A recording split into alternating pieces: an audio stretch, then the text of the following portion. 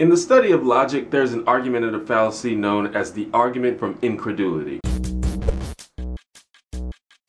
Now, incredulity is defined as the state of mind in which you are unwilling or unable to believe something. Like if someone tells you, yo, you know the government puts tiny cameras in your Cheerios so they can spy on the inside of your body. And you're like, you know, I find that hard to believe. You are in a state of incredulity. You are incredulous. And we can't help but be incredulous sometimes. In fact, that mindset often leads us to gain new information and new experience. The problem arises when our incredulity stops us from digging deeper. The argument from incredulity basically takes the form, I can't believe this, therefore it can't be true. And you can word the argument in different ways, like, I can't imagine how that could be true, therefore there's no way it's true. Or, this doesn't make sense to me personally, therefore it's not true. Or you could say, if this were true, then someone could have imagined or proved it by now. But since no one has imagined or proved it, then that means it's not true. And because of this, this argument is also sometimes called the argument from lack of imagination. So an example of this argument is, I don't understand how anyone could be asexual, therefore I'm pretty sure asexuality is not a thing. Or, no one has figured out a way to make robots that are as smart as humans, therefore we will never find a way to make robots that are smart as humans. So as you've probably guessed by now, the problem with this argument is in the lack of imagination. Just because you or any individual can't personally understand or imagine something does not mean that no one can understand or imagine that thing. And it also doesn't mean that you personally will never understand or imagine that thing, because it's possible that one day you may. And even if no one can currently imagine or understand something, that doesn't mean that no one will ever understand that thing. And even if it's literally impossible for anybody to ever imagine or understand that thing, that doesn't mean that it's not true. That could just mean that our imagination is limited. Of course, that's kind of a technical, textbooky way to talk about it, but I've been thinking a lot about incredulity lately, because I'm generally the type of person who is pretty trusting of my own instincts and my own rationalizations. But the more I learn new things and meet new people and get exposed to different situations, the more I realize how limited my own imagination is. And in fact, how limited human imagination in general is. Like, I've been that guy that said, that doesn't make sense to me, so I'm gonna completely close myself off to it. I'm done, let's move on. But for the reasons that I've said before, that's a pretty silly way to think. Now, obviously, it's okay to be suspicious or skeptical when things don't quite add up to you, but that should encourage you to find more information and have more discussions and not just close yourself off and write off everyone that doesn't agree with you. You'd probably be surprised at how often your gut reaction and your common sense is just wrong. But to me, that's the beauty of being a part of a society and a community, because we can help each other understand ourselves and the world around us through discussions and science and philosophy and art and everything in between. There's literally no way any of us could figure all of this out on our own, which is why you shouldn't rely so heavily on your own imagination. That's just me though. But as always, I want to know what you think. Drop a comment. I want to go ahead and give a shout out to all of the new subscribers. How you doing? If you like the video, please hit the thumbs up button and subscribe if you like my hair. On this channel, I've made a lot of videos about romantic relationships, and I've become very conscious of the fact that I've focused on heterosexual relationships. Now, this kind of makes sense because I'm heterosexual, and it would be hard for me to speak from the point of view of someone who isn't heterosexual. But I've decided that I don't want my videos or my everyday speech to imply that heterosexual relationships are the only kind of relationships there are.